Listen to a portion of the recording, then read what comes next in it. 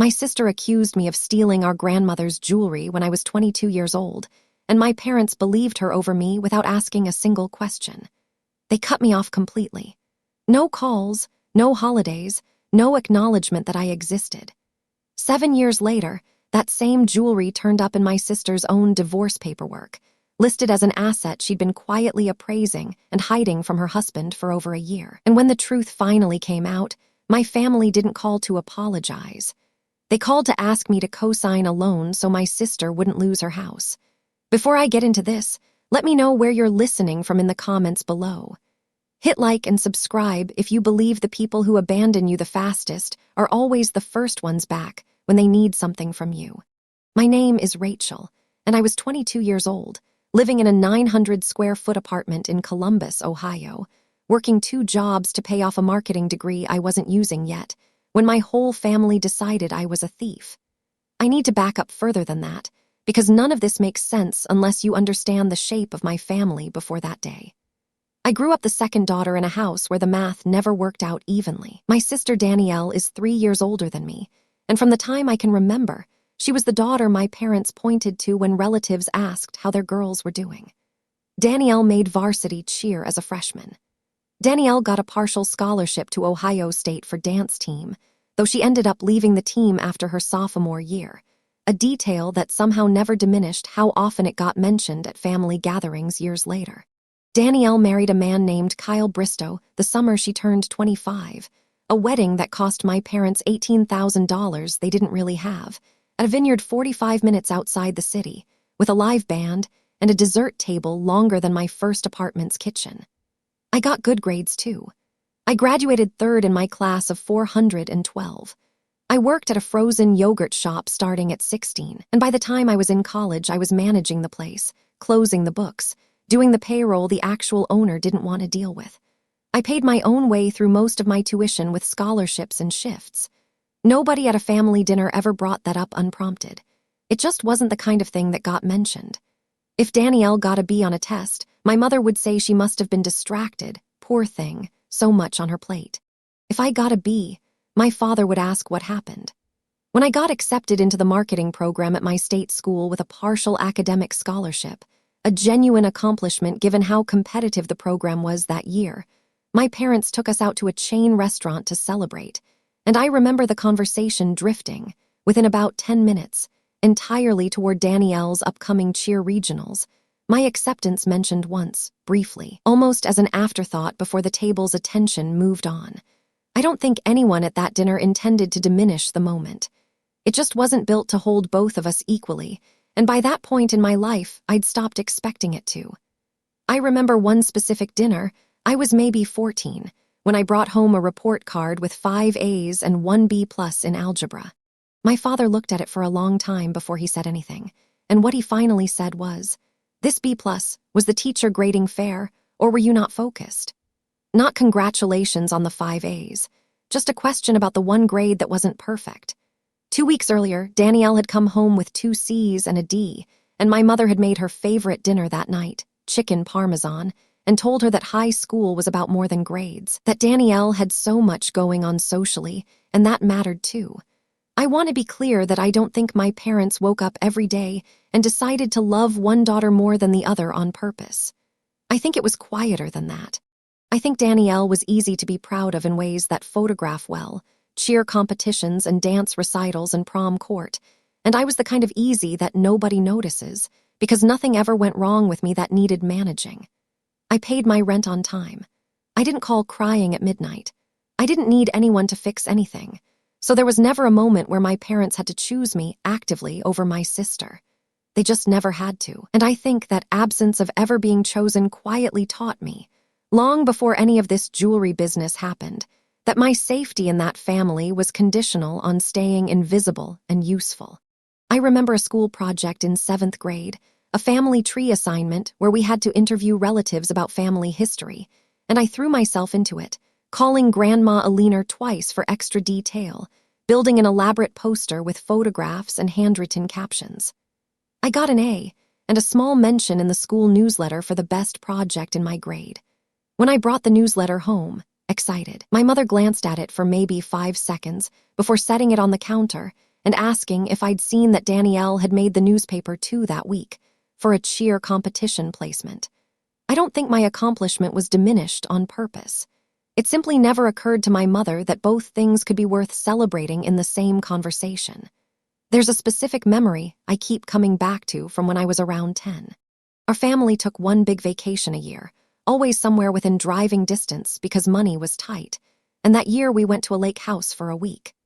Danielle wanted the bigger bedroom because she said she got carsick easily and needed to lie down right when we arrived, and my parents agreed without discussion, and I remember standing in the smaller bedroom, the one with the bunk beds and the water stain on the ceiling, and thinking very clearly, even at 10 years old, that whatever Danielle wanted was simply going to be the answer, every time, and that arguing about it only ever made me look difficult.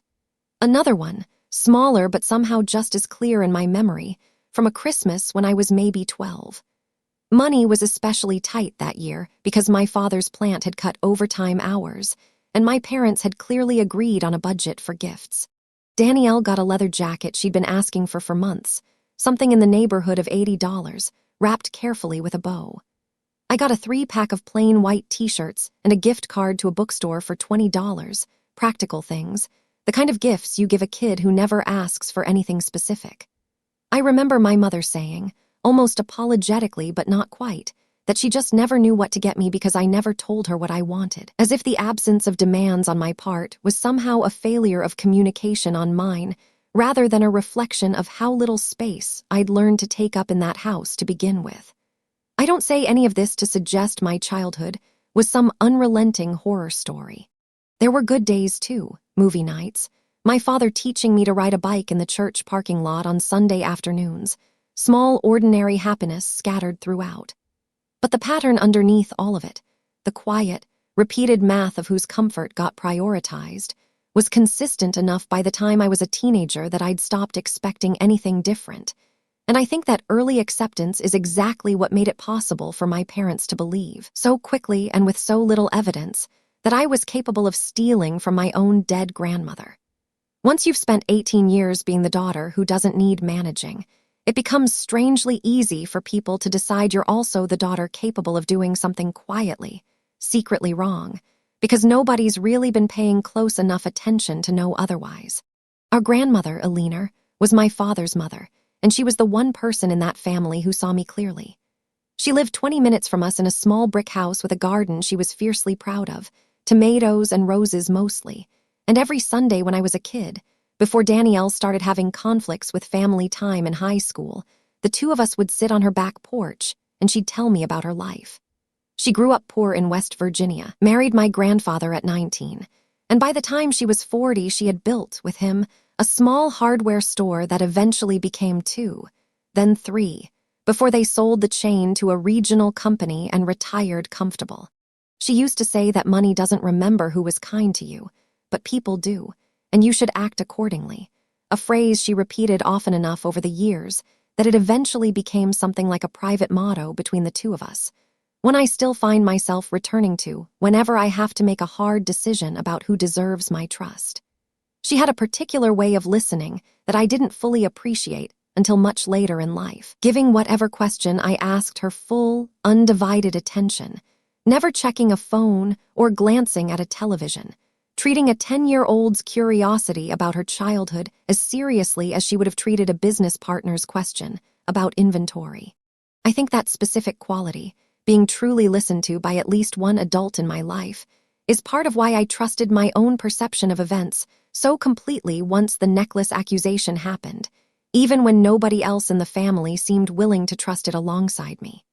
She told me once, I must have been around 12, about a winter early in her marriage when the store almost failed, when she and my grandfather had exactly $40 between them and 3 mouths to feed, including my father as a baby, and how a supplier who barely knew them extended credit anyway because he'd noticed, on one visit, that Alina always thanked the delivery drivers by name and asked about their families.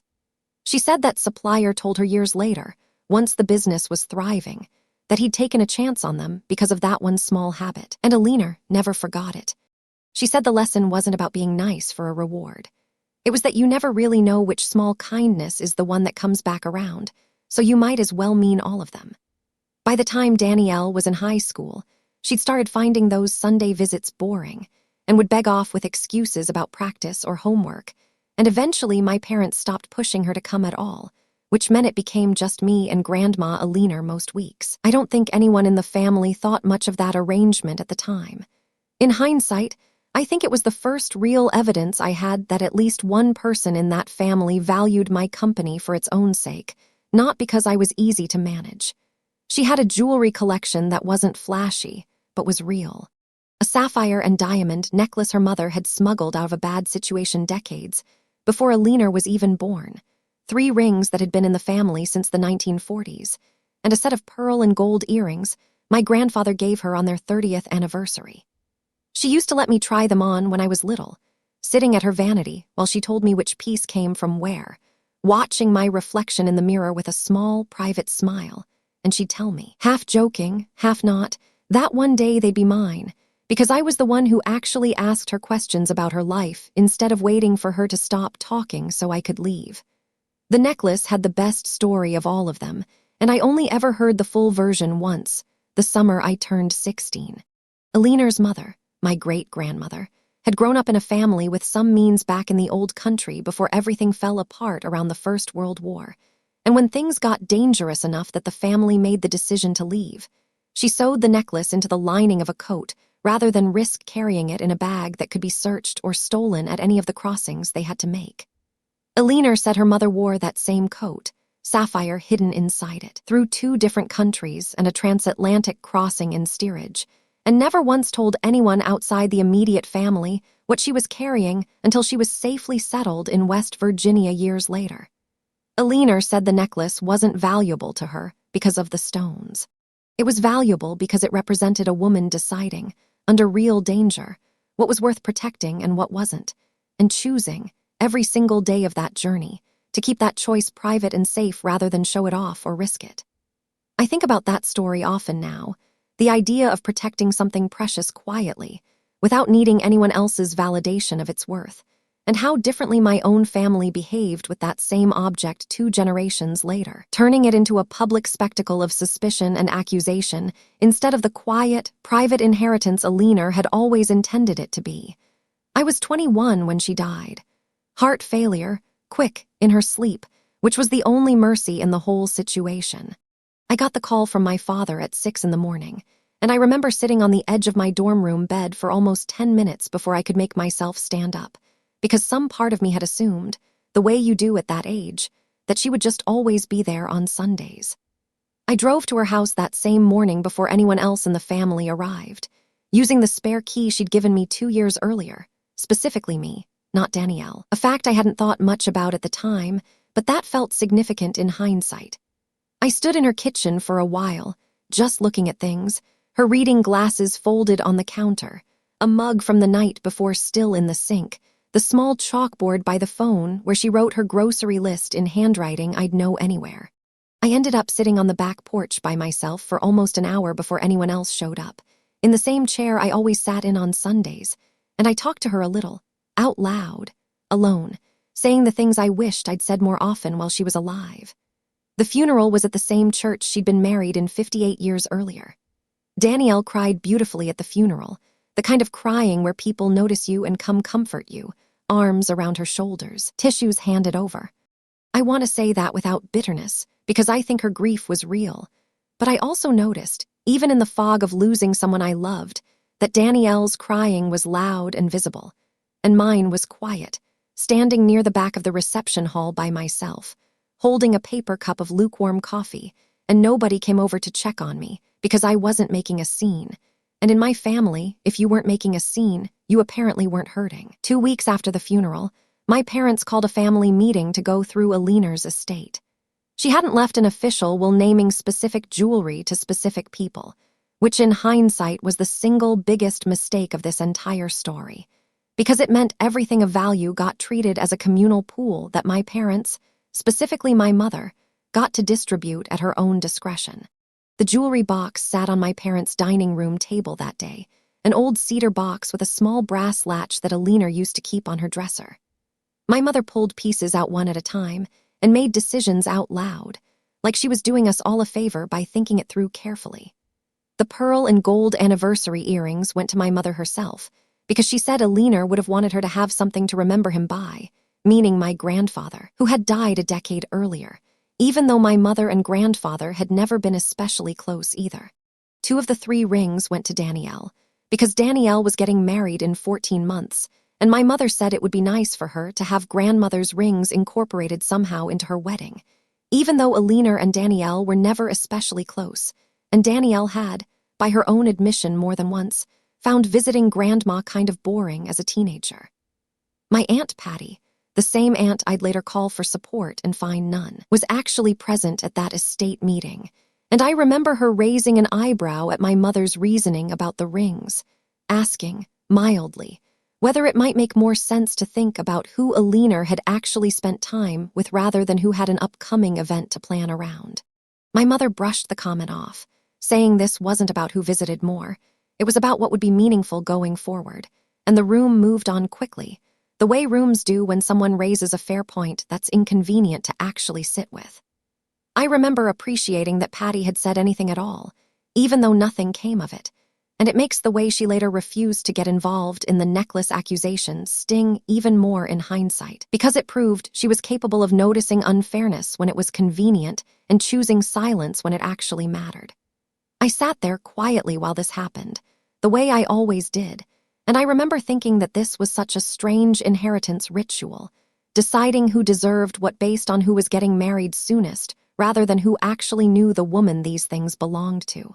I got the sapphire necklace and the 3rd ring. It was, by dollar value, actually the most valuable single piece in the collection, appraised years earlier at around $11,000, mostly because of the sapphire's size and clarity. I remember feeling a strange, guilty relief that day, like maybe my mother did see something in me after all, giving me the most valuable piece without me having to ask for it or argue my case. And for a few months afterward, I let myself believe that maybe things were shifting, that Grandma's death had somehow rearranged the family's attention in my favor. I wore the necklace exactly twice. Once to a friend's engagement dinner, where I remember a woman I barely knew complimenting it and asking if it was an heirloom, and me explaining, with a real swell of pride, that it had been my grandmother's, that it had come from her own mother before her, escaping some situation in Europe that none of us ever got the full story on. Only fragments Alina had pieced together from her own mother's rare, reluctant mentions of the old country. I remember, in the weeks after the estate meeting, taking the necklace out of its box some evenings just to look at it, turning it over in my hands at my kitchen table, thinking about the fact that this exact object had survived a war, an ocean crossing, decades of a hardware store family's ordinary life, and had ended up, against long odds, in the hands of the granddaughter who used to sit on a porch asking questions nobody else wanted to ask. It felt, for those few months, like proof that being the quiet one, the reliable one, the one who showed up without needing to be managed, had finally been worth something concrete. That party is where everything started. Danielle threw it at a rented event space downtown, 60 guests, an open bar, and a photo booth with props that cost more than my monthly grocery budget. I remember standing near the gift table for a while early in the night, talking to one of Kyle's cousins about nothing in particular, and Danielle came by at one point, looked at the necklace, and said, a little too brightly, that it suited me better than it would have suited her anyway, since gold always looked better on her, but the sapphire's cool tone worked with my coloring instead of hers. I remember thinking, even in that small moment, that it was such a Danielle thing to say, a compliment wrapped around a comparison, but I let it go, because it was her night and I didn't want to make anything about myself. I remember taking the necklace off at some point in the night, close to 10:30, because the clasp was old and I was worried about it catching on my dress when I used the bathroom, and I put it in the small clutch I was carrying, the only bag I had with me that night since the dress didn't have pockets. I remember checking on it once, around 11, when I went to grab my jacket from the coat check because the venue had gotten cold, and it was there, sitting at the bottom of the bag under a lipstick and my phone charger, the clasp catching the light from my phone screen when I opened the bag.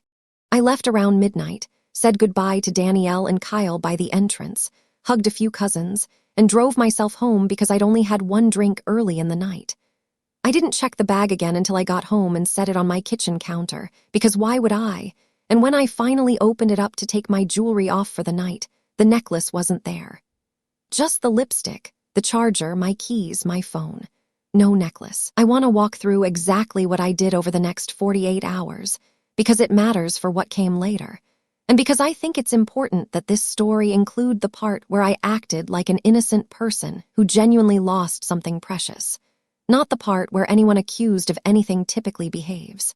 I called the venue first thing the next morning before 9, gave them a detailed description: gold chain, sapphire pendant surrounded by small diamonds, asked if anything had been turned into lost and found overnight or found during their morning cleaning. Nothing. I texted the 3 friends I remembered talking to near the bathroom hallway that night, in case one of them had seen me drop something or noticed anything unusual near where I'd been standing. Nothing. I called the venue again the next day, asking if they'd checked under the cushions of the lounge furniture, since I vaguely remembered sitting there at some point. They said they'd look. I even drove back to the venue in person on the second day, walking the exact path I remembered taking that night, from the entrance to the bar to the lounge area to the bathroom hallway, trying to jog something loose, some detail I might have missed. The event coordinator walked the space with me, checked behind furniture herself while I stood there, and found nothing beyond a stray bobby pin and a receipt from a florist.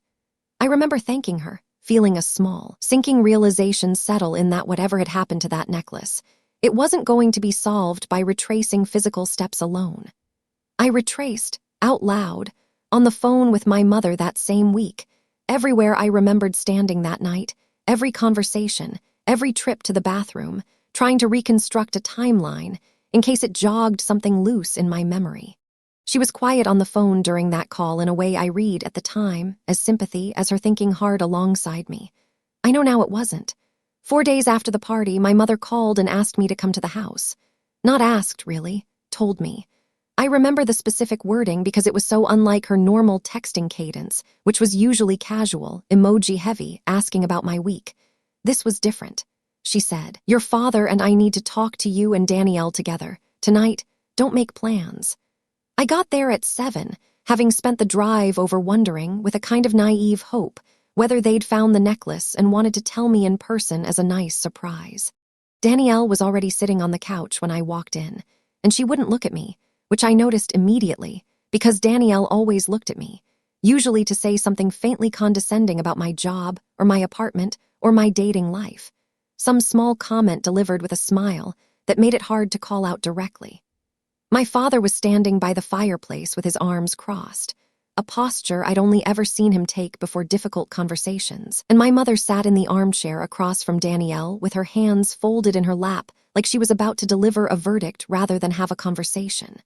My mother said, "Danielle told us something happened at her engagement party." I said I didn't know what she meant, and I remember my heart starting to pick up speed in a way that told me, before I understood why, that something bad was coming. Danielle spoke without looking up from her hands, her voice small and shaky in a way that, I'll admit, sounded convincing in the moment. She said that after the party, while she and Kyle were cleaning up the rented space with the venue staff, one of the staff members mentioned finding a small velvet pouch tucked behind a cushion on one of the lounge chairs, empty, and that when Danielle looked closer, she recognized it as the pouch Grandma's necklace used to be kept in, because she'd seen it at the estate meeting months earlier. She said she'd seen me near that exact lounge chair earlier in the night, sitting there for a while with a couple of cousins, and that she'd noticed I wasn't wearing the necklace anymore by the time she said goodbye to me near the entrance. I told her, calmly at first, that I'd taken the necklace off and put it in my clutch because the clasp was loose, that I checked it was there around 11, sitting right there in my bag, and that I had no idea what happened between then and when I got home. I told her I would never take anything, especially not something of Grandma's, that it would be an insane thing to even consider, and that this whole thing made no sense as an accusation. My mother asked me directly if I had sold it. I want you to sit with that question for a second, the way I had to sit with it in that living room. My own mother looked at me and asked if I had stolen my dead grandmother's jewelry and sold it, 4 days after I'd spent that entire week frantically trying to find it myself, calling venues, texting friends, retracing my steps out loud with her on the phone. I said no. I said it twice, and the second time my voice cracked in a way I hated, because I could feel the room deciding something about me in real time and I couldn't stop it.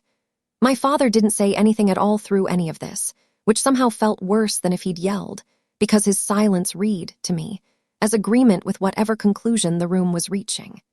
Danielle started crying at that point, saying she felt terrible even bringing it up, that she'd agonized over it for days, but that she had to say something, because it wasn't fair to Kyle for something like this to be hanging over their engagement right when they were trying to be happy.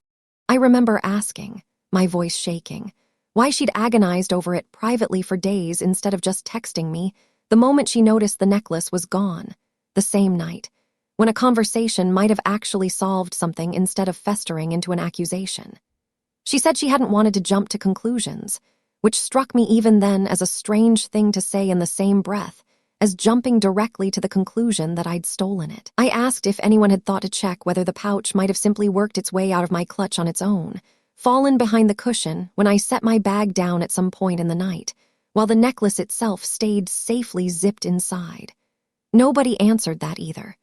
The question just sat there in the room, unaddressed, the way every genuinely useful question that night seemed to.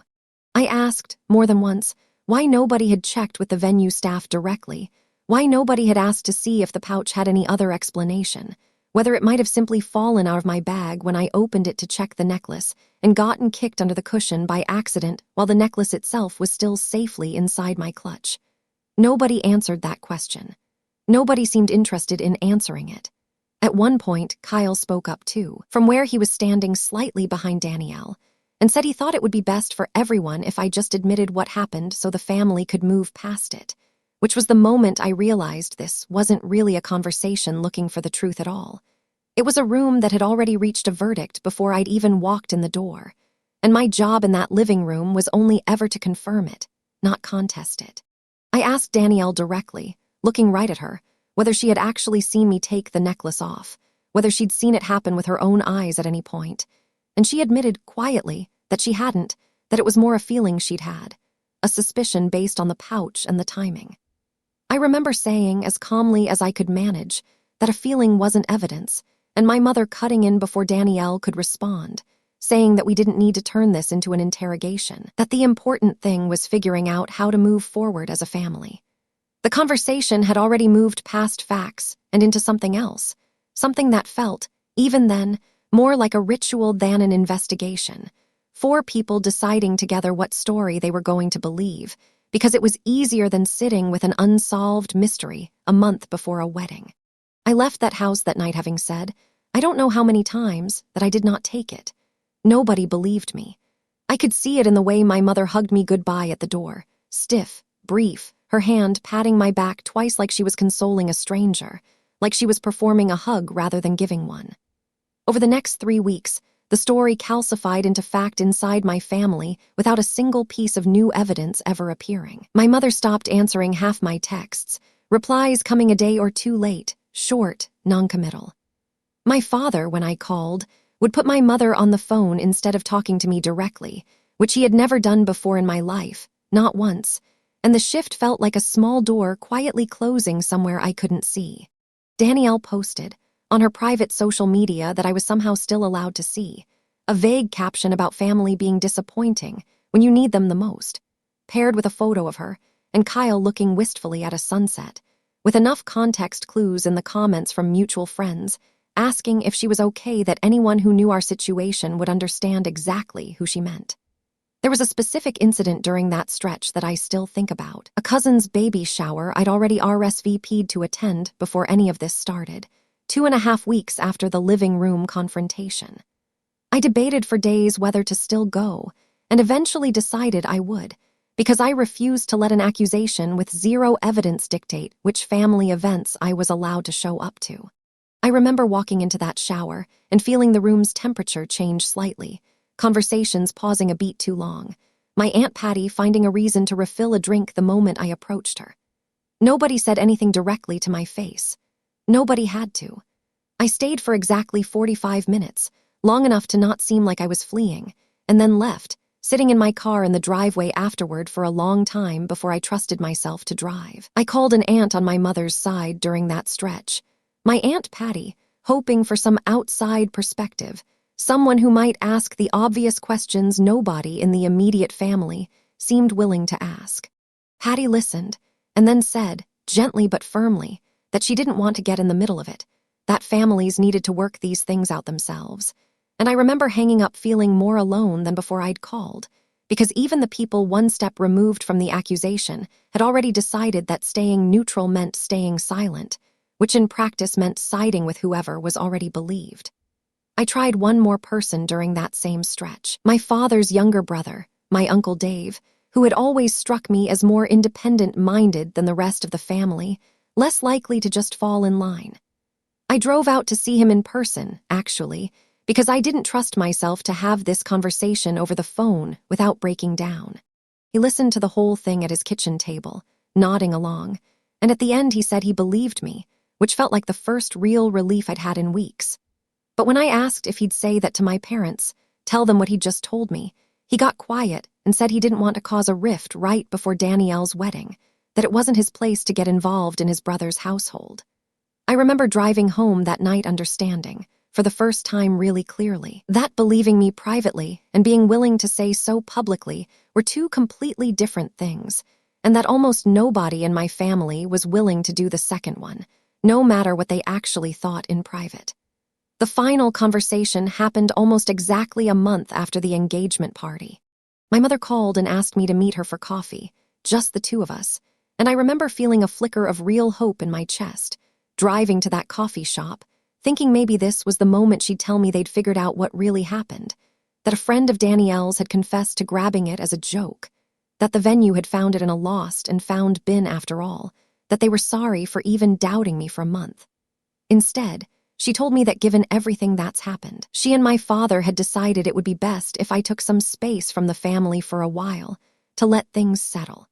She said Danielle's wedding was coming up in 14 months, and she didn't want any tension affecting that, didn't want the day to be overshadowed by whispers or awkwardness among relatives who'd heard some version of the story. She said this while stirring sugar into her coffee, not really looking at me, like she was reading off a script she and my father had rehearsed together in their kitchen the night before. I asked her, point blank, if she believed I stole it. She said, I don't know what to believe, Rachel, but I know my daughter is genuinely afraid of you right now, and I have to think about her. I remember that sentence precisely because of the word genuinely, like it needed the qualifier, like there was an unspoken acknowledgement, even in that moment, that the fear might not be real, or might not be proportionate. And my mother said it anyway, chose it anyway, out of some quiet calculation about which daughter's comfort mattered more in that particular season of our family's life. I asked her what taking space actually meant, practically, and she said maybe I shouldn't come to Sunday dinners for a while. Maybe I should give Danielle some breathing room before the wedding. Maybe things would feel different in a year. I remember driving home from that coffee shop, unable to see the road clearly for the first mile, pulling over into a gas station parking lot to just sit and breathe until my hands stopped shaking enough to drive safely. I didn't go to Danielle's wedding. I wasn't invited, no save the date, no invitation in the mail, nothing. I found out about the date itself only because a mutual friend mentioned it in passing, assuming I already knew, and I remember spending that entire Saturday, the actual day of the wedding, deliberately keeping myself busy, cleaning my apartment top to bottom, going for a long run I didn't need, anything to avoid sitting still with the knowledge of exactly what was happening without me a few miles away. I found out later, from a cousin named Todd who I ran into at a mutual friend's barbecue almost 2 years after the fact, that there had been an empty chair at the family table with my name still on the place card, which somebody apparently decided not to remove, whether out of spite or laziness or some half-hearted gesture toward inclusion, I never found out. Todd said it had made a few of the older relatives visibly uncomfortable throughout the reception, glancing at the empty seat, and that nobody at his table had been willing to explain out loud to the more distant relatives why exactly it was empty. My grandmother's sapphire ring, the one piece of the jewelry that had actually stayed in my possession the whole time, because I'd never once taken it off since receiving it at the estate meeting, sat on my hand throughout all of this, a small, quiet proof that at least one piece of Aliner's estate had never left my custody, though nobody in my family ever thought to ask about that ring or acknowledge that its continued presence on my finger complicated their entire narrative about what kind of person I apparently was. That was the last time I sat in a room with my parents for 7 years. I graduated college 8 months after that coffee, a small ceremony in a gymnasium that smelled like floor wax, my name called over a loudspeaker to scattered applause from strangers' families. Nobody from my family came to the ceremony. I sent an invitation to my parents' address out of some stubborn, wounded hope, addressed it myself, walked it to the mailbox, and stood there for a second before dropping it in, and I never received a response, not a card, not a text. Nothing, just silence stretching out into the following weeks until I stopped checking for one. I want to describe that gymnasium a little more, because it stayed with me all these years. Most of the graduates around me had at least a small cluster of relatives cheering when their name got called, someone holding up a homemade sign, someone crying happy tears in the bleachers. When my name was called, I looked out of habit toward the section where a family might sit, and there was nobody there for me specifically, just the general polite applause everyone gives every name whether they know the person or not.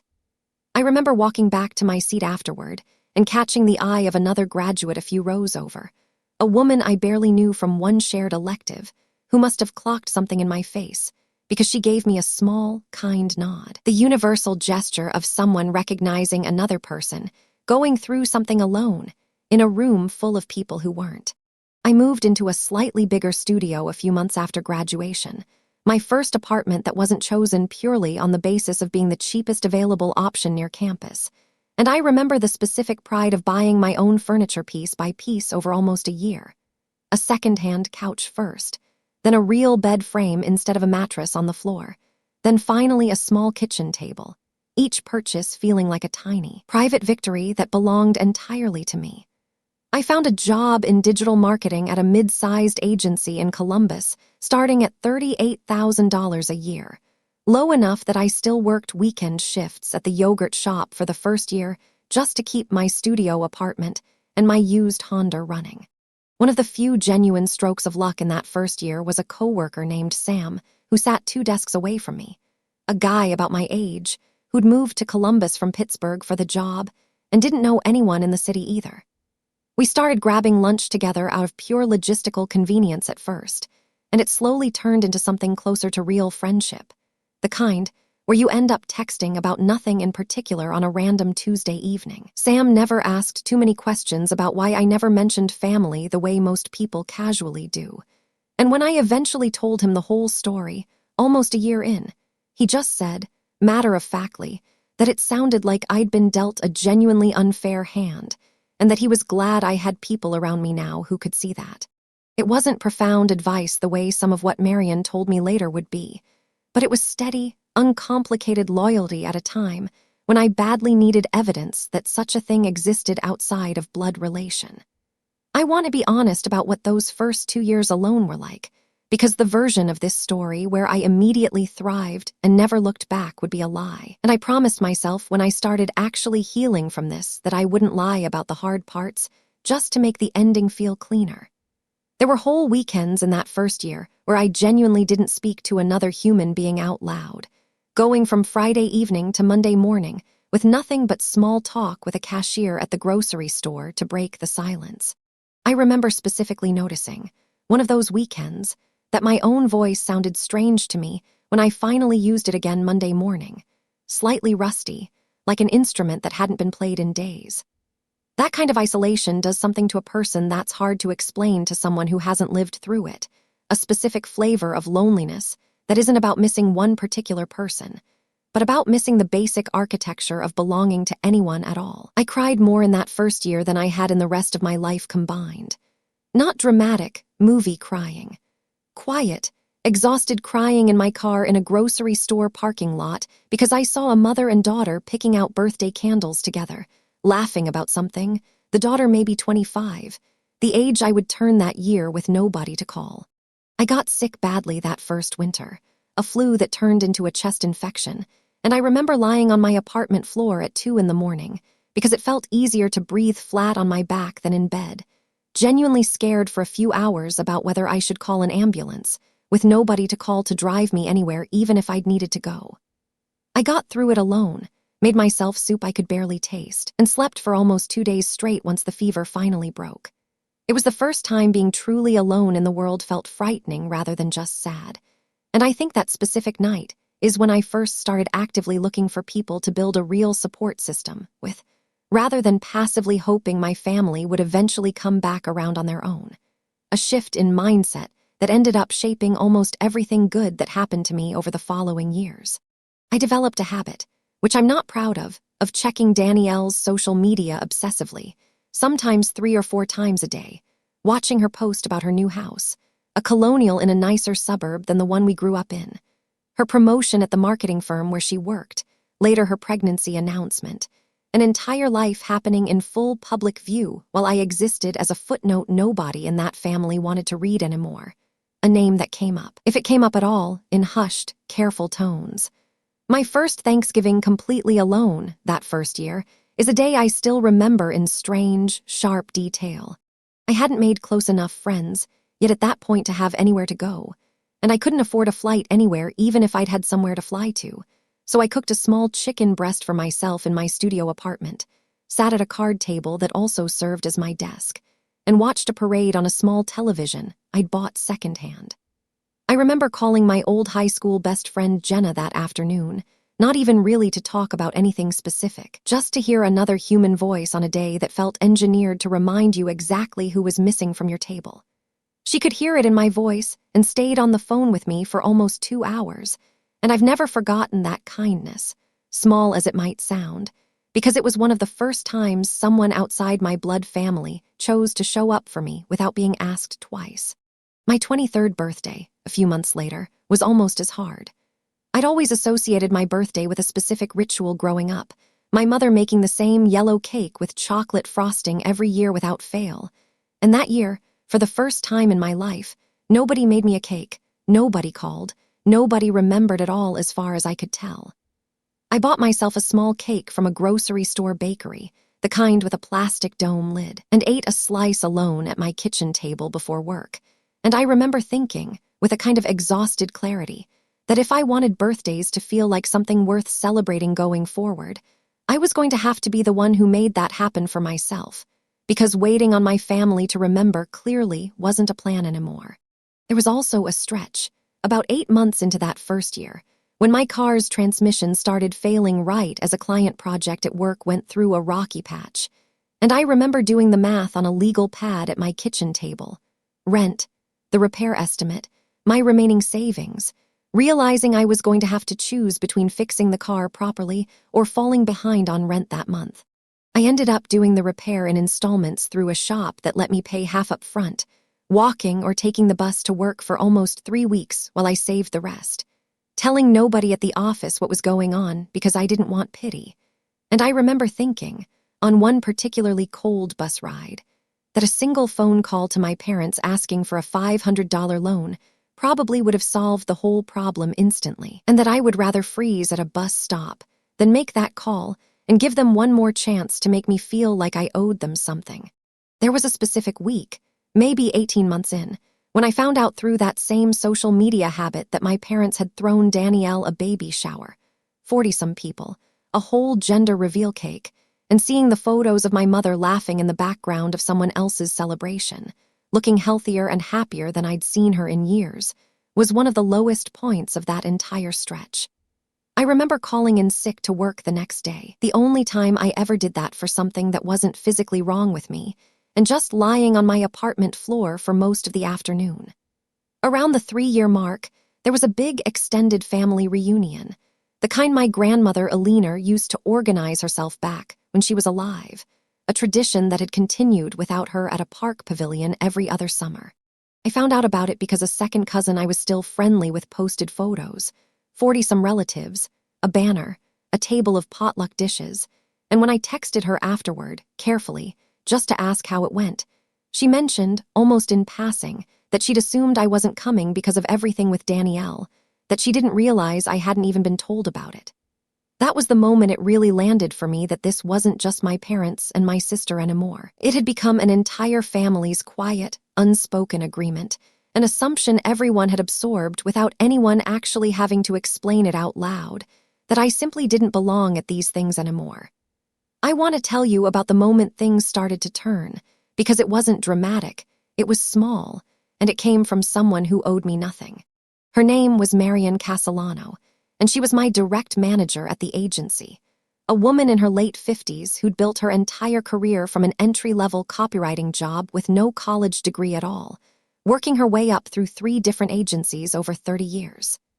I learned later, once we knew each other better, that Marian had her own version of a family story that made her particularly attuned to mine. She'd been estranged from her own parents for almost a decade in her 20s, over a marriage they disapproved of to a man they considered beneath their expectations for her. A man who turned out to be Frank, the same husband she was still happily married to more than 30 years later. She told me once that her parents eventually came around, decades on, but that the years of silence had taught her exactly how a family's disapproval could calcify into something that looked permanent, even when it technically wasn't, and how a person had to learn to build an entire life without waiting for that permission to arrive.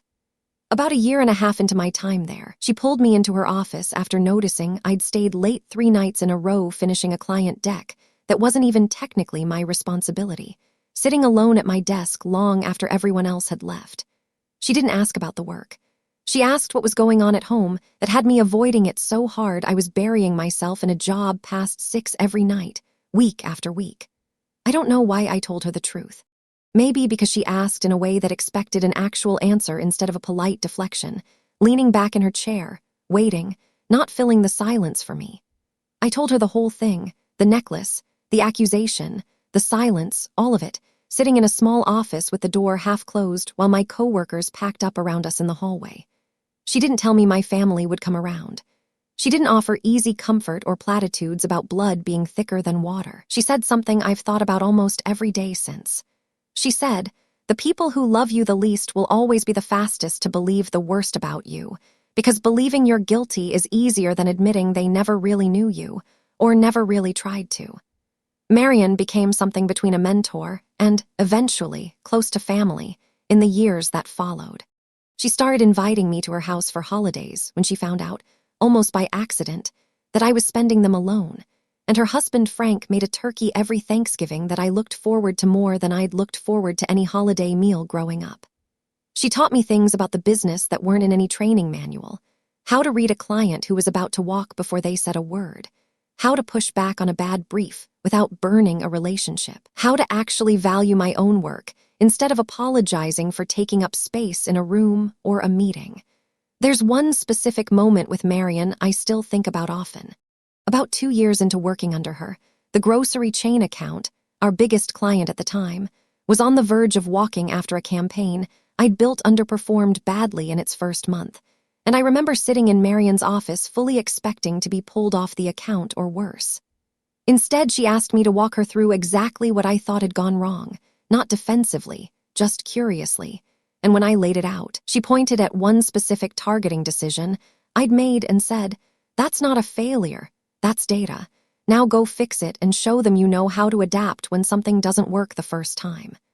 We rebuilt the campaign together over one long weekend, and it ended up becoming the agency's best-performing case study for the next 2 years running. She never once brought up the shaky first month again. Not to me, not to the client, not to anyone. And that kind of quiet, unconditional backing was something I had never once experienced inside my own family growing up. Within 3 years, I was running 2 of the agency's biggest accounts, that same regional grocery chain and a mid-sized insurance company, both of which I'd helped grow their digital spend significantly through campaigns I'd personally built from scratch. Within 5, I was promoted to associate director, making $104,000 a year, more than either of my parents had ever made in their working lives combined in a single year, a fact I sat with quietly one night, alone, not sure whether to feel proud or just strange about it.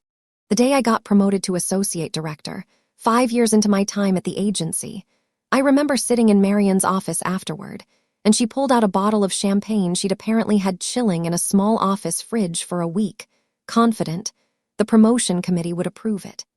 We toasted with paper cups because neither of us had thought to bring real glasses, and she told me, raising her cup, that she wanted me to know she was proud of me. Not the generic kind of proud a boss says to be nice, but proud specifically of how far I'd come from the exhausted, guarded 23-year-old who used to stay late every night because she had nowhere better to be. I remember crying a little in that office, good crying for once, the kind that comes from finally being seen clearly by someone who chose to look.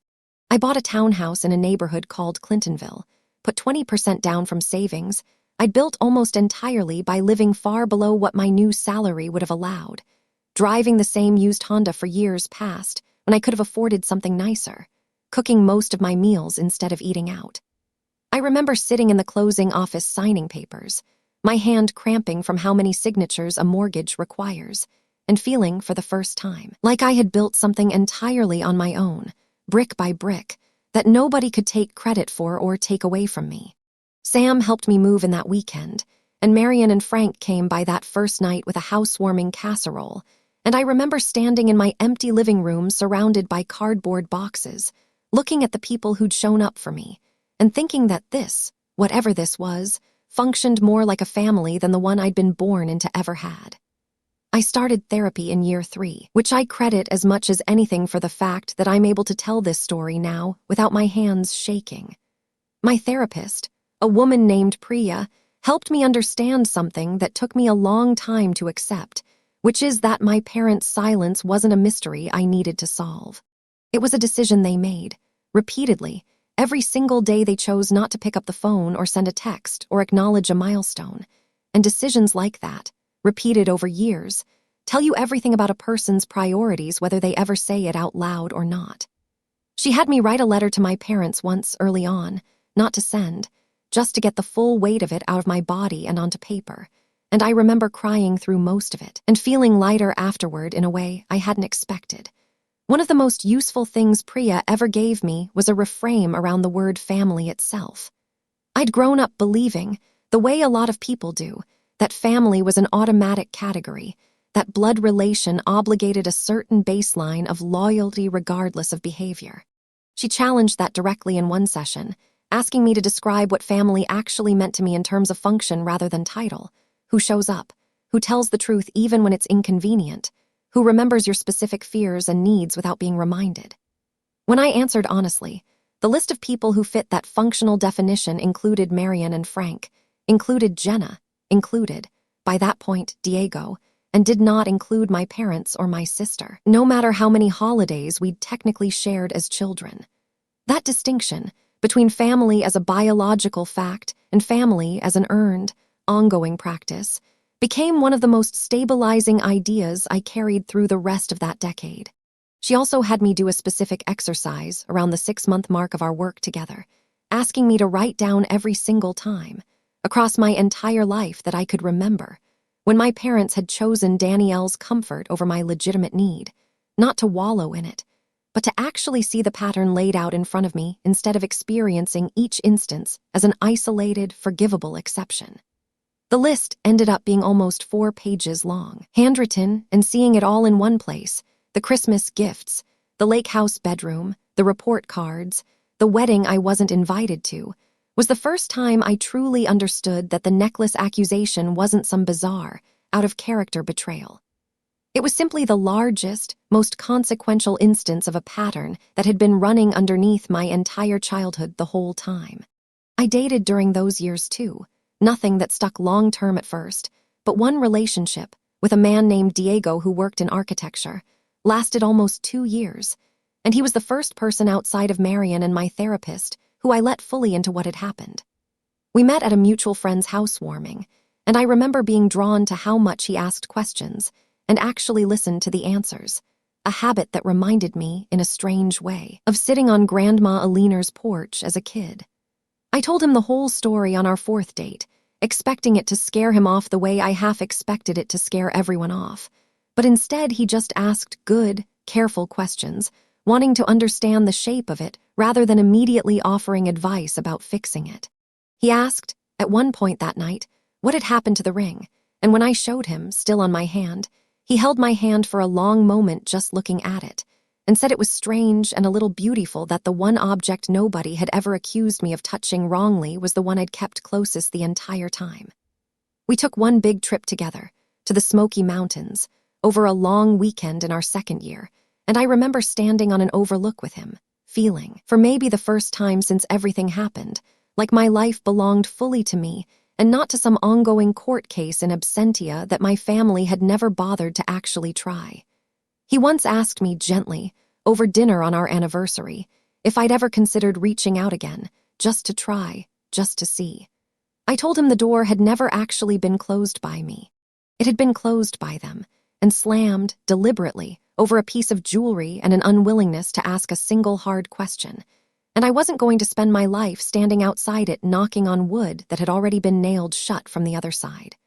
We eventually drifted apart for reasons that had nothing to do with any of this. Him taking a job 2 states away. Both of us realizing, gently and without much drama, that we wanted different versions of a next chapter. But I've always credited him with being the first person who showed me that being fully known, jewelry accusation and all, didn't have to end in the kind of abandonment I'd learned to expect. 7 years pass like that. Not 7 years of misery, I want to be clear, because that wouldn't be honest either.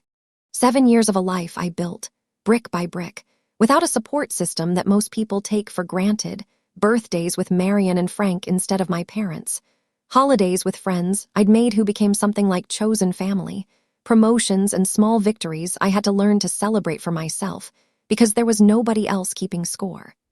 By year 6, I'd stopped checking Danielle's social media almost entirely, not out of some dramatic decision, but because my own life had finally filled up enough that I didn't need to measure myself against hers anymore.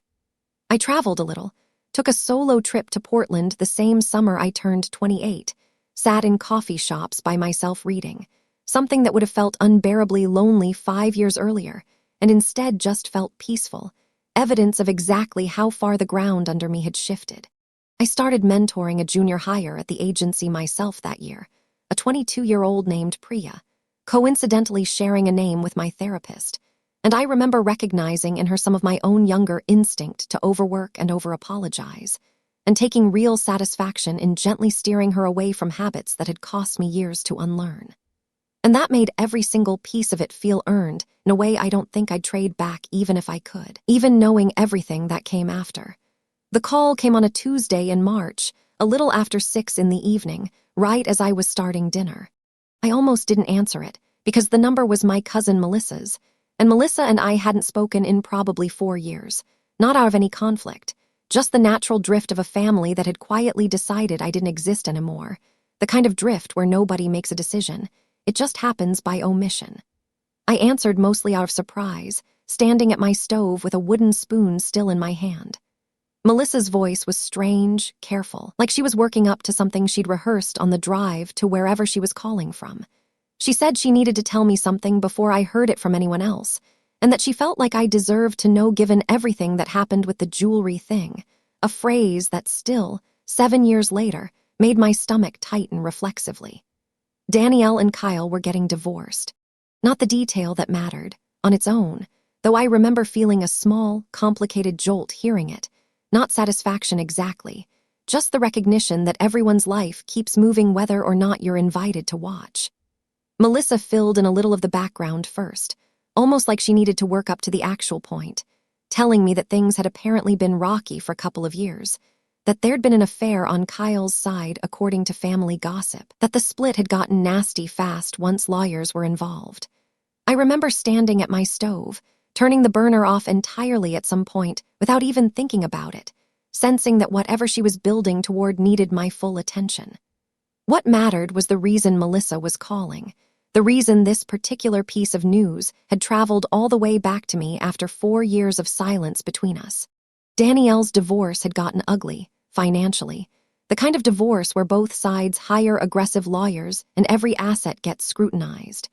And as part of the asset disclosure process, Kyle's lawyer had subpoenaed records from a jewelry appraiser and consignment service in Cleveland, standard practice apparently when there's suspicion that one spouse has been hiding valuable property.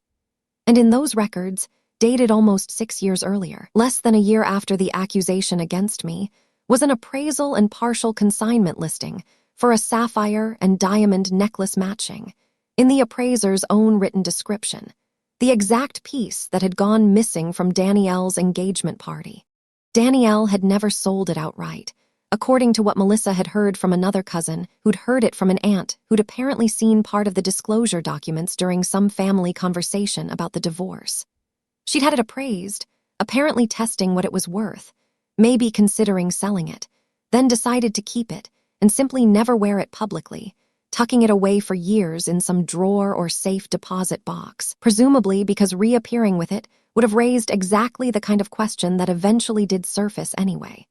6 years of sitting on a piece of jewelry she had accused her own sister of stealing. 6 years of my empty chair at family dinners. 6 years of my parents choosing silence, all sitting quietly alongside a necklace in a velvet pouch somewhere in my sister's house. I sat in my kitchen holding the phone for a long time after Melissa finished talking, the spoon still in my other hand, my dinner probably burning slightly on the stove behind me. I didn't cry, which surprised me. I felt something closer to a strange, cold clarity, like a puzzle I'd stopped trying to solve years ago had just finished itself without my permission, the picture suddenly whole and exactly as ugly as I'd always suspected it might be. I called Sam first, actually before I called anyone else, mostly because he was the person I happened to be texting about something unrelated when Melissa's call came in, and I remember typing out the whole thing to him in a long string of messages, my hands still slightly unsteady. He called me back within a minute of reading it, just to check if I was okay, and I remember him saying, quietly, that he'd always believed me completely, from the very first time I told him the story years earlier, and that it felt strange and satisfying in equal measure to have that belief finally confirmed by something outside either of our opinions. I didn't call my parents. I didn't reach out to Danielle. I let a week pass, mostly because I needed that week to just sit with what this meant, and to talk it through with Priya in an emergency session I asked for specifically because of this, the first time in 3 years of therapy I'd called outside our regular schedule. She asked me one question that stuck with me through that entire week. She asked what I actually wanted now that I had this information, not what I felt entitled to, not what would be satisfying in the moment, but what I actually wanted. I told her I wanted to hear them say it. Not apologize necessarily, not yet, just say out loud that they knew now, and that I had been telling the truth the entire time, that 7 years of silence had been built on a lie they'd chosen not to question. I got that call 9 days after Melissa's, on a Thursday morning, and it came from my mother.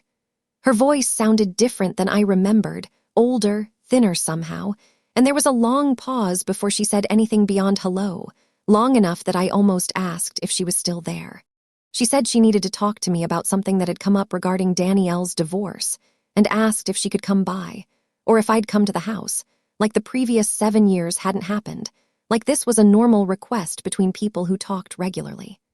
I told her she could say whatever she needed to say on the phone, standing in my own kitchen this time, the one in the house I'd bought entirely without her help. She told me about the appraisal records, her voice unsteady in a way I'd never heard from her before, not even at Grandma Alina's funeral. She told me, in a voice that kept catching, that Danielle had admitted it, when confronted, crying, saying she panicked back then, because she was worried people would think she was pressuring me for money if she said she'd simply lost it, or misplaced it after borrowing it that night. Some story about wanting to protect the family from awkward questions, which made no logical sense given what protecting the family had actually cost me, 7 years of my life. But grief and guilt rarely follow a straight logical line, and I think my mother knew that too, because even she sounded unconvinced repeating it back to me. I asked her, since we were finally having this conversation, why nobody had ever simply asked to see the appraisal history back then.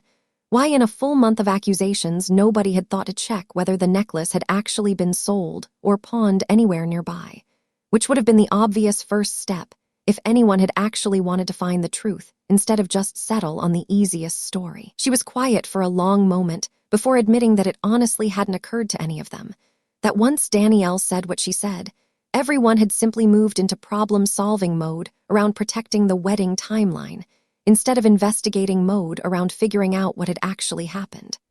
I asked if that meant they'd chosen convenience over me, and she didn't answer that one directly at all. I let the silence sit after she finished, a long silence, long enough that I could hear her breathing on the other end, waiting. She eventually said, "I'm sorry, Rachel. We were wrong." I asked her a question I'd rehearsed exactly once in Priya's office, never expecting to actually need it in real life. I asked her what specifically she was sorry for. Not as a rhetorical dig, genuinely, because I needed to hear if she understood the actual scale of it, or if this was going to be one of those apologies that skated along the surface and expected immediate forgiveness in return. She said she was sorry they hadn't believed me. I let that sit for a moment too, and then asked whether she remembered the coffee shop conversation, the one where she'd told me I needed to take space, whether she remembered the exact words she'd used that day. She said she did, that she'd thought about that conversation more than almost any other in her life over the past 7 years, replaying the moment she chose Danielle's comfort over investigating what had actually happened. I told her that wasn't specific enough. I said, out loud, for the first time in 7 years, the full list, my voice steady in a way that surprised even me. I said she was sorry they hadn't believed me, hadn't investigated, hadn't questioned why Danielle waited days to mention it instead of raising it that same night, hadn't noticed I still had Grandma's ring the entire time as proof I'd never treated any of it carelessly, hadn't come to my graduation, hadn't invited me to the wedding, hadn't called on a single birthday in 7 years. Not one. Hadn't reached out when I quietly bought a house on my own with no help from anyone. Hadn't wondered, not once in 2,500 some days, whether they'd made a mistake, whether the daughter they'd erased might have been telling the truth the whole time. She cried on the phone, real crying, the kind I'd never once seen from her directed at me. I didn't. I told her I needed time to think about what came next, and I hung up before she could answer, standing in my kitchen with my dinner long since forgotten. 3 days later, my father called me directly for the first time in 7 years. I almost didn't recognize how strange it felt to hear his voice address me by name again, to hear him say Rachel like it was a normal thing to say. My father had always been a quieter presence in our family than my mother, someone who followed her lead more than he set direction himself, and I remember being almost more unsettled by hearing directly from him than I would have been by another call from her, precisely because it was so rare. He didn't apologize the way my mother had. He talked instead about how hard the last few years had been for the family, how Danielle's marriage falling apart was devastating for everyone, how Danielle was going to lose the house in the divorce settlement unless she could refinance quickly, and how the bank required a co-signer given her income alone wouldn't qualify for the mortgage terms she needed on her own. I remember the exact words. He said, "We know things have been hard, Rachel, but we're a family, and family helps each other, and Danielle really needs you to consider co-signing this loan for her." I asked him, since we were finally talking again after 7 years, why the first real conversation between us wasn't about any of what had actually happened, why he hadn't said a single word yet about the accusation itself, about my graduation, about the wedding, about any of it. He got quiet for a moment, then said that he knew all of that needed to be discussed too eventually, but that Danielle's situation was urgent right now, and the rest could wait until things calmed down.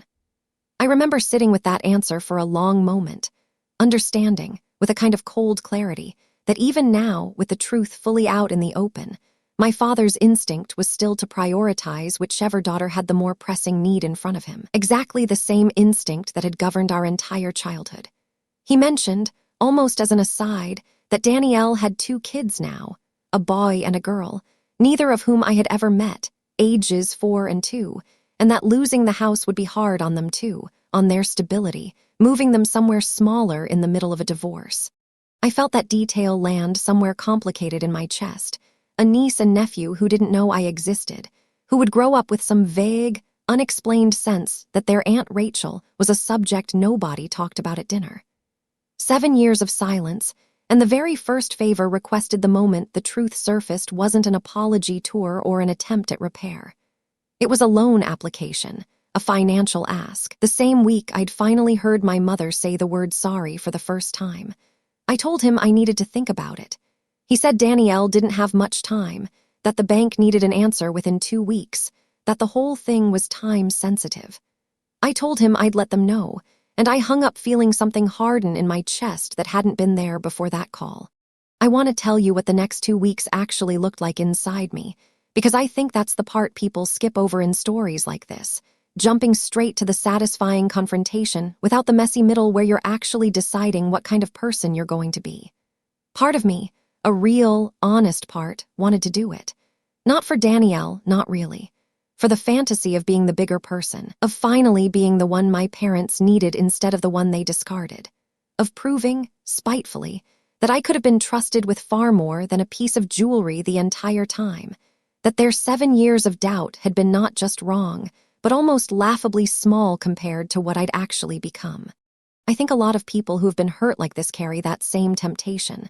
The desire to be so generous it becomes its own kind of revenge, forcing your family to sit with how much better you turned out to be than the story they told about you, making your mercy the thing that haunts them. I actually drafted a text to my father one night during that stretch, half asleep, saying I'd do it, that I'd sign whatever paperwork the bank needed. I didn't send it. I sat with the drafted message for almost a full day, rereading it, before finally deleting it entirely, because every time I reread it I could feel that it wasn't coming from a place of genuine forgiveness or generosity. It was coming from a wounded, exhausted part of me that just wanted the 7 years of pain to finally mean something, to finally be redeemed by some grand gesture. And Priya had already taught me that decisions made from that particular kind of exhaustion rarely turn out to be decisions you actually feel good about later. I talked it through with Priya over 2 sessions that week instead of 1. In the first session, she had me actually write out on paper what saying yes would look like in concrete terms, not the emotional fantasy of being the bigger person, but the real mechanics, my name on a mortgage document, my credit score tied to Danielle's payment history for years, the real financial exposure if she missed payments during what was clearly still a volatile period in her life. Seeing it written out in plain numbers made the fantasy version of generosity look very different from the practical version. And Priya asked me directly whether I was willing to actually risk my own financial stability for someone who hadn't once, in 7 years, reached out simply to ask how I was doing. I talked it through with Marion too, who by then had become close enough to me that I considered her family in every way that actually mattered, sitting at her kitchen table with Frank quietly making coffee in the background. Marion listened to the whole thing and then asked me a question that cut right through the noise. She asked whether Danielle, in the 9 days since the truth came out, had called me even once, for any reason other than the loan.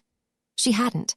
Not a single word directly from Danielle to me, no apology, no explanation in her own voice, nothing. Everything had come through my mother and father, as if Danielle herself still couldn't be bothered to face what she'd actually done to me for 7 years. Frank, who rarely inserted himself into these conversations, said something from the kitchen counter that stuck with me too. He said that in his experience, people show you their actual priorities not through what they say when things are calm, but through what they ask for the very first time they need something from you after a long silence. He said the fact that the very first ask was financial, not relational, told me everything I needed to know about where I actually ranked in that family's thinking, truth or no truth. And I talked it through, longest of all with myself, alone in my townhouse at night, looking at grandmother Alina's ring on my hand, the same ring that had sat there the entire 7 years as a quiet, unacknowledged witness to everything. I had a dream twice during that 2-week stretch that I've thought about often since. In it, I was back at Danielle's engagement party, standing near that same lounge chair, and I could see clearly someone reaching into my open clutch while I wasn't looking, except the person's face was always blurred, unrecognizable, no matter how hard I tried to focus on it in the dream. I woke up both times with my heart racing, not from fear exactly, but from the strange, unfinished frustration of almost knowing something that stayed just out of reach. I mentioned it to Priya, and she said it made sense that my subconscious was still trying to solve a mystery that had, in a sense, only been half solved, since we still didn't know for certain whether Danielle had taken it herself that night or simply seized on an opportunity once the pouch turned up empty. I actually asked my mother, much later, once things had softened somewhat between us, whether she'd ever learned the full mechanics of that night, whether Danielle had ever explained precisely how the necklace ended up in her possession instead of mine. My mother said Danielle's account had always stayed vague on that specific point, something about noticing the pouch on the ground near the lounge chair and picking it up along with the necklace still inside it, meaning to return it to me, and then, in the chaos of an engagement party, simply putting it somewhere for safekeeping and never following through. A story that conveniently avoided the question of active theft while still not resembling anything close to an honest, immediate return. I realized, somewhere in that 2-week stretch, that the specific mechanics of that night might never fully be known, and that I had to make my decision about the loan based on what I did know for certain. 7 years of silence and a sister who'd let it happen rather than tell an inconvenient truth. I thought about something Alina used to say on that back porch, about money not remembering kindness but people do, and you should act accordingly. My family had a chance for 7 years to remember. Every missed birthday, every silence, every choice not to pick up the phone was a small, repeated decision not to remember what I was worth to them. They chose that every single day until the day they needed my credit score and my signature on a piece of paper. I called my father back exactly 13 days after his call, one day before the bank's deadline, sitting at my kitchen table with a notepad in front of me where I'd written out, almost like a script, everything I needed to say so I wouldn't lose my nerve halfway through. I told him no. He asked why, in a tone that suggested he genuinely hadn't anticipated that answer, like it hadn't occurred to him that 7 years of being treated as disposable might actually have consequences beyond an eventual apology phone call, like the math of it had simply never crossed his mind. I told him this, reading almost directly from my notes at first before I found my own rhythm. I told him I was glad the truth had come out, and that I forgave Danielle in the sense that I no longer wanted to carry active anger about it, because carrying it wasn't good for me, and I'd worked too hard in therapy to let it poison the rest of my life. But I told him forgiveness and trust were 2 different things, that I could release the anger without extending the trust, and that co-signing a loan required trust, financial trust, real-world stakes on my own credit and my own name. For a sister who had let me lose my entire family for 7 years rather than admit an uncomfortable truth about a piece of jewelry she'd been sitting on the whole time. I told him that if Danielle needed help, there were other paths, a smaller loan she could qualify for on her own, a co-signer among the family members who had actually stood by her decision to accuse me back then and could put their own name behind her now, or simply selling the house and starting over somewhere more affordable, which is what most people in her financial position would have to do without family intervention anyway, without a sister who'd been discarded suddenly being expected to absorb the risk. He raised his voice at that point, said I was being vindictive, that this was exactly the kind of thing that would tear the family apart permanently, that I was choosing to punish Danielle for something that happened years ago instead of moving forward like an adult. I told him that if he wanted to talk about moving forward like an adult, he could start by asking himself why. In 13 days of thinking this over, Danielle herself had never once called me directly, not to apologize, not to ask, not even to explain her side in her own voice, and instead had let him and my mother carry every part of this conversation on her behalf, the same way she'd let a rumor about a missing necklace do all her talking for her 7 years earlier. He didn't have an answer for that. I heard him exhale hard on the other end of the line, and for a moment neither of us said anything. He tried once more, saying that surely, after everything, I could see this was a chance to be the better person, to show the whole family who I really was. I told him I'd already spent 7 years being exactly who I was, quietly, without an audience, without anyone in that family bothering to notice, and that I didn't need a lone co-signature to prove it now. I told him the version of me who needed my family's validation to know my own worth had mostly died somewhere around year 3, replaced by someone who no longer needed their permission to feel whole. He tried a different approach then, softer, said that surely I could see this was different, that Danielle had 2 young kids who needed stability, that this wasn't really about her anymore, it was about her children. I told him that was exactly the kind of reasoning that had justified every unfair thing that had ever happened to me in that family, that there was always someone else's comfort or stability or wedding day that outweighed whatever I was owed, and that I was done accepting that math. He asked, quieter now, almost defeated, what it would actually take for things to be okay between us. I told him I didn't know yet, that 7 years wasn't something a single loan decision or a single phone call could undo. That trust had to be rebuilt slowly, with actual consistency over time, not a single grand gesture meant to erase everything at once. I told him the family had already been torn apart, 7 years ago, at a coffee shop, when my mother told me she had to think about Danielle's feelings over my innocence, when she chose to protect a wedding from awkwardness instead of protecting her other daughter from a false accusation. I told him I hadn't done that. They had. I told him that asking me to financially bind myself to the person who'd caused it, the very same week I'd finally gotten an apology, wasn't moving forward. It was asking me to pretend the 7 years hadn't happened at all. I sat at my kitchen table for a long time after that call ended, the notepad with my rehearsed points still in front of me. Most of the lines crossed out because I'd ended up saying things more directly than I'd planned, the words coming easier than I expected once I actually started. I remember looking down at my hand, at a Leaner's ring catching the kitchen light, and feeling like I'd finally said out loud everything I'd spent 7 years rehearsing silently in my head during long drives and sleepless nights. I hung up the phone that day and I felt, for the first time in longer than I could remember, like the ground under me was entirely mine, solid, unshakable, built by nobody's hands but my own. The aftermath unfolded slower than I expected. Danielle, according to Melissa, who became an unlikely but consistent source of information through all of this, ended up selling the house within 4 months of the loan falling through, moving into a 2-bedroom rental closer to her office, taking a real financial hit, but avoiding foreclosure by a matter of weeks.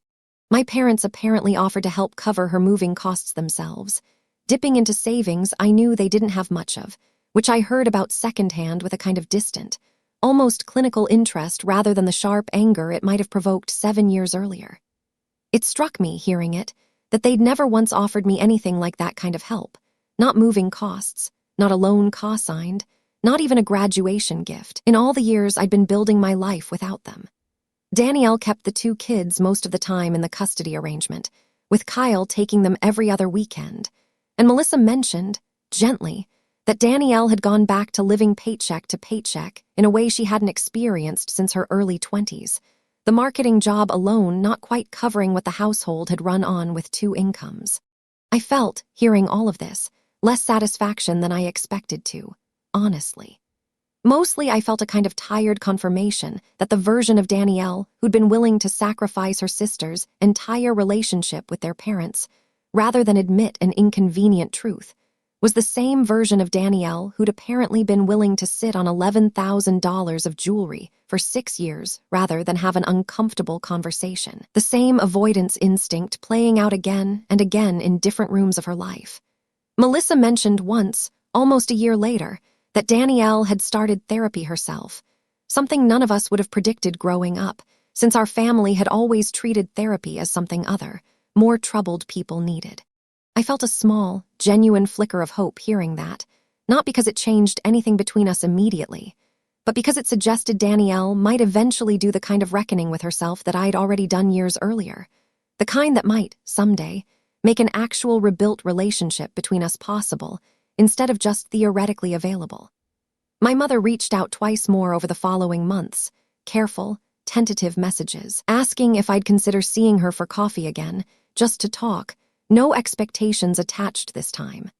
I said yes to the second request, almost a year after that initial phone call about the appraisal records, because I decided with Priya's help that keeping a door cracked open on my own terms, at my own pace, wasn't the same as forgiving the debt entirely.